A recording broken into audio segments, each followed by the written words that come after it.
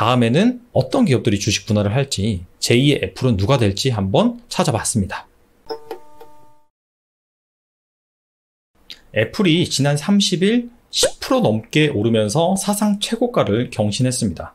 원래는 애플과 마이크로소프트 두 기업이 시가총액 1위 자리를 놓고 엎치락 뒤치락 했는데 이번 급등으로 애플이 부동의 1위 기업으로 자리 잡았습니다.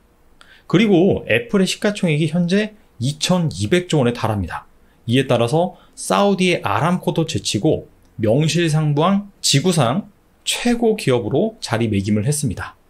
애플의 강세는 바로 2분기 예상을 뛰어넘는 실적을 발표했기 때문입니다. 그리고 바로 4분의 1로 주식 분할을 실시했기 때문입니다. 그런데 주식 분할은 과연 무엇이냐? 말 그대로 주식을 쪼개는 겁니다. 가령 2분의 1로 주식을 쪼개면 주가는 반토막이 나고요. 주식수는 2배로 늘어납니다. 그런데 딱 거기까지예요. 기업 가치에는 사실 아무 영향을 미치지 못합니다. 그럼에도 불구하고 시장에서 주식 분할을 호재로 받아들인 이유는 다음과 같은데요. 과일 가게 가면은 바나나를 우리가 구매할 수가 있죠. 그런데 바나나를 한 송이씩 파는 게 아니라 한 다발씩 팝니다. 그러면은 고민을 하게 되죠.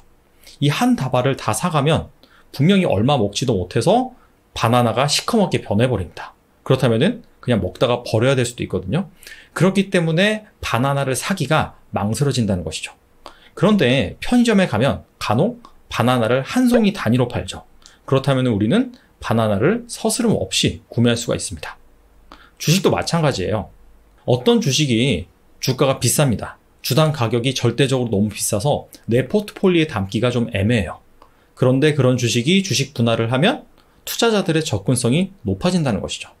그래서 그간 매수세를 꺼렸던 투자자들 역시 그 주식을 살 수 있고 이런 부분 때문에 수급적인 관점에서 주식 분할을 호재로 인식을 합니다.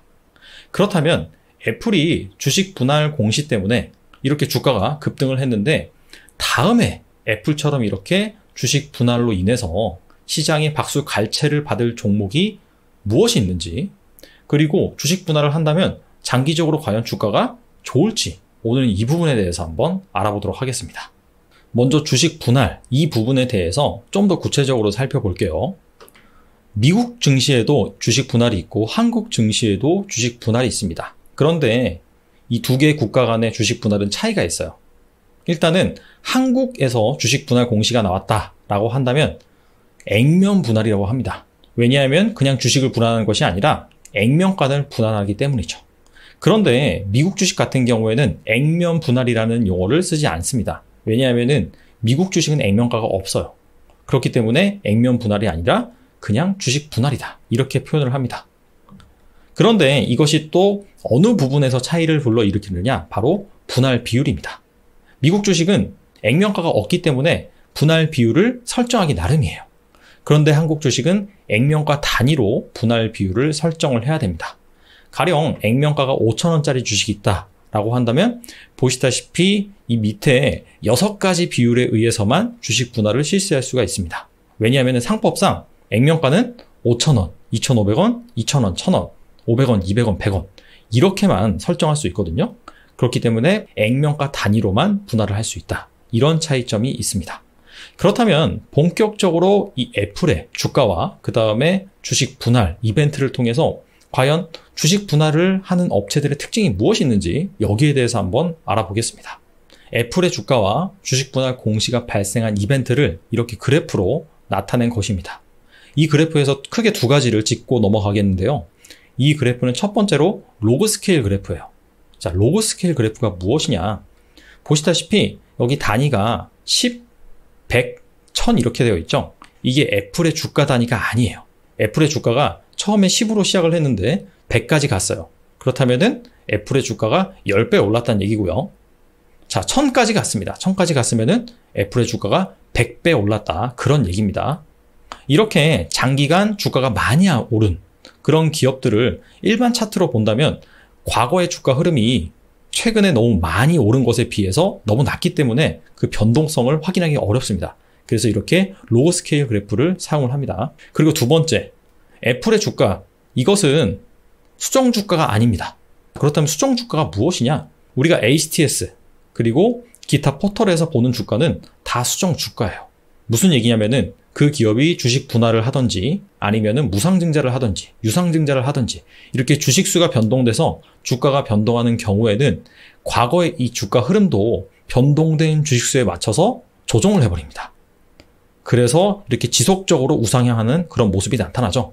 그런데 앞서서 이렇게 4분의 1로 내지는 5분의 1로 주식 분할을 실시하면 주가는 4분의 1 토막이 나거나 5분의 1 토막이 나거든요.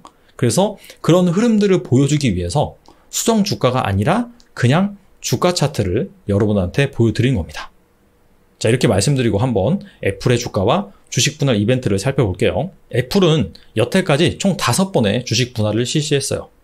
그리고 2000년대 들어서는 보시다시피 과거에 이렇게 2000년 6월 21일, 2005년 2월, 그리고 2014년 6월 3번의 주식 분할 공시를 하고 그 다음에 이번에 또 추가적으로 주식 분할 공시를 냈습니다.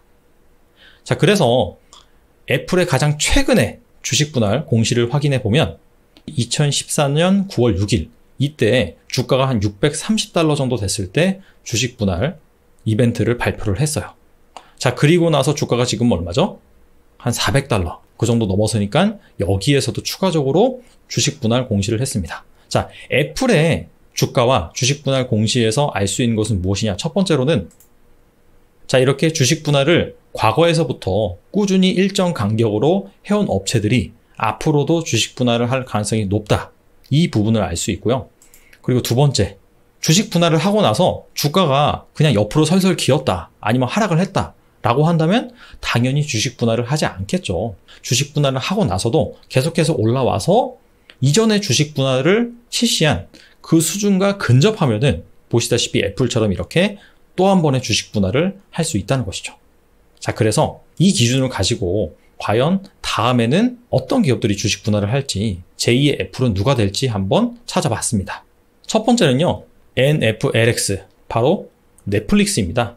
넷플릭스는 2000년대 들어서 총 2번의 주식 분할을 실시했어요. 2004년도와 2015년도. 2015년도에는 무려 7분의 1로 주식 분할을 실시를 했네요.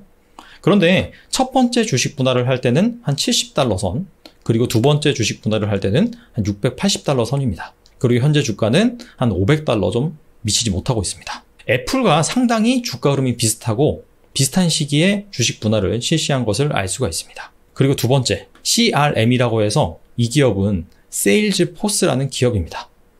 고객 관리 시스템, 영업 지원 시스템, 마케팅 자동화 등 이렇게 기업 고객들을 대상으로 클라우드 기반의 다양한 소프트웨어를 제공해주는 기업이에요. 이 기업 같은 경우에도 2000년대 들어서 총 2번의 주식 분할을 실시했는데 2000년도에 한번 실시를 했고요. 그 다음에 2013년도에 실시를 했습니다. 2013년도에 실시를 하기 직전에 주가가 $165였어요. 그런데 현재 주가는 $190가 넘습니다. 자, 그래서 슬슬 주식 분할을 실시할 때가 아니냐라는 기대감을 갖게 만듭니다. 세 번째로는 우리한테 상당히 친숙한 기업이죠. NKE, 즉 나이키 기업입니다. 나이키는 2000년대 들어서 총 3번의 주식 분할을 실시했습니다. 2007년도, 2012년도, 2015년도. 그리고 나이키는 재미있는 게 $100가 넘어가면 주식 분할을 실시했어요. 그래서 현재 주가는 한 $97 수준인데 코비드-19 이슈를 조금만 더 극복을 하고 주가가 $100가 넘었으면은 자, 과거와 마찬가지로 이렇게 주식 분할을 한 번 더 하지 않을까 이렇게 생각해 볼 수가 있습니다. 마지막 기업은요, 바로 스타벅스입니다. 스타벅스는 이 주식 분할을 주기적으로 실시하는 기업으로 유명하죠. 2000년대 들어서는 2001년도, 그리고 2005년도, 2015년도에 각각 2분의 1로 주식 분할을 실시했어요. 스타벅스 같은 경우에도 2005년도에는 $53, 이때 주식 분할을 실시했고, 그 다음에 2015년에는 $90, 이 수준에서 주식 분할을 실시했습니다. 지금 코비드-19 때문에 주가가 많이 좀 조정을 받았잖아요. 이전에는 한 $99까지 상승을 했었는데, 그래서 이 코비드-19 이슈를 잘 극복을 하고 나중에 주가가 $100가 넘어간다라고 한다면 자, 이번에도 주식 분할을 한번 실시하지 않을까 이렇게 기대를 해볼 수가 있겠습니다. 자, 그렇다면 과연 주식 분할을 실시하면 주가는 어떻게 될까요? 자, 애플의 사례를 살펴보겠습니다. 애플이 이번에 주식 분할을 실시하기 전에 2014년도에 주식 분할을 실시했거든요. 주식 분할을 실시하고 나서 1년간의 주가 추이입니다. 자, 보시다시피 전반적으로 상승하는 그런 흐름이 나왔죠. 물론 막판에는 좀 조정을 받았어요. 그런데 주식 분할을 하면 이렇게 주가가 전반적으로 우상향을 하는 것이냐? 다른 케이스도 있습니다. 바로 삼성전자죠. 삼성전자가 2018년도에 50분의 1로 액면 분할을 실시했습니다. 2분의 1도 아니고 4분의 1도 아니에요. 무려 50분의 1. 액면가를 5,000원에서 100원으로 확 낮춰버렸죠. 자, 그러면서 거의 300만 원에 달했던 주가가 5만 원대로 엄청나게 낮아졌습니다. 자, 그런데 그럼에도 불구하고 주식 분할을 실시한 이후 1년간의 주가 흐름을 살펴보면 오히려 많이 하락한 것을 알 수 있습니다. 저점 기준으로는 거의 고점 대비 30% 가까이 하락을 하기도 했어요. 즉 여기에서 알 수 있는 것은 무엇이냐? 주식 분할은 그 기업의 주가 흐름이 좋을 때, 즉 막 상승을 하고 있을 때 순간적인 부스터 역할은 할 수가 있습니다. 하지만 어차피 주식 분할 자체가 그 기업의 가치와는 무감하거든요. 수급적인 긍정적인 이벤트이기 때문에 따라서 장기적으로 본다면은 당연히 그 기업의 가치에 주가는 수렴할 수밖에 없다라는 점이죠. 이때 당시에 삼성전자 주가가 왜 이렇게 조정을 받았느냐? 반도체 업황이 2017년도 그리고 2018년도 상반기에 피크를 찍고 그 다음부터는 계속해서 안 좋았습니다. 반도체 가격이 하락을 하면서 삼성전자와 SK하이닉스의 실적도 상당히 많이 좀 조정을 받았죠. 그래서 중요한 것은 주식 분할을 하면 장기적으로 그 기업의 주가가 오르느냐 아니면은 하락을 하느냐, 그것이 중요한 것이 아니라 그 기업의 사업 모델, 그 기업이 속한 업황, 이런 부분이 훨씬 더 중요하다라고 말씀드릴 수가 있겠습니다. 자, 그래서 오늘 살펴본 내용들을 한번 정리를 해볼게요. 애플이 주식 분할을 실시했는데 그렇다면은 그 다음으로 주식 분할을 할 것으로 예상되는 기업들, 이런 기업들을 어떻게 고르느냐? 자, 최소 2000년대 들어서 2번 이상 이렇게 애플처럼 주기적으로 주식 분할을 실시하는 그런 업체를 첫 번째로 주목해 볼 필요가 있고요. 두 번째는 마지막으로 주식 분할을 실시한 이후 그 다음에 주가가 계속해서 스물스물 올라서 예전에 주식 분할을 실시했었던 그 가격에 근접한다면 이 기업도 추가적으로 주식 분할을 검토해 볼 수 있습니다.